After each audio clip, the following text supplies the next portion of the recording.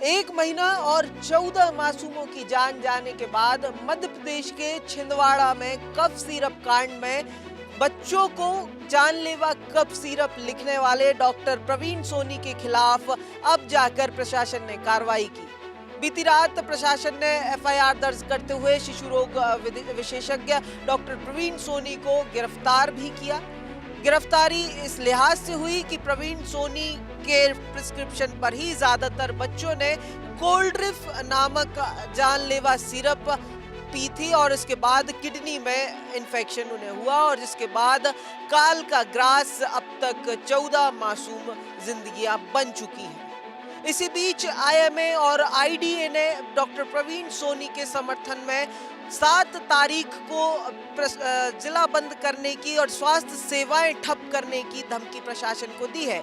IMA और IDA का कहना है कि डॉक्टर प्रवीण सोनी मेडिकल तौर पर जो सही था वही कर रहे थे और जिम्मेदारी डॉक्टर प्रवीण सोनी की नहीं है, प्रिस्क्राइब वो वही कर रहे थे जो करना चाहिए था, जबकि जिम्मेदारी ड्रग कंट्रोलर की है जिन्हें दवा की क्वालिटी को मेंटेन करना था। कल रात डॉक्टर प्रवीण सोनी को अरेस्ट कर लिया गया है और शायद एलिगेशन ये है कि उनने गलत दवाइयाँ प्रिस्क्राइब करी, जबकि वो अपने डिग्री और नॉलेज के हिसाब से उनने वही प्रिस्क्राइब करी जो उस बीमारी के लिए चाहिए था।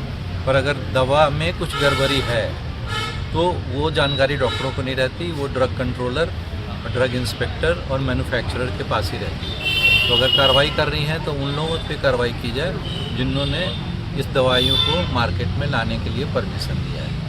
खैर, मुख्यमंत्री से लेकर विपक्ष के नेता का जमावड़ा आज छिंदवाड़ा में है और ऐसे में सवाल ये भी पूछा जाना जरूरी है कि क्या केवल एक डॉक्टर प्रवीण सोनी पर कार्रवाई करना इन 14 मासूमों की जिंदगी के साथ न्याय होगा? क्या कार्रवाई ड्रग कंट्रोलर पर नहीं होनी चाहिए जो दवाओं की मानक स्थिति को बरकरार नहीं रख पाए या दवाओं की गुणवत्ता पर नजर नहीं रख पाए?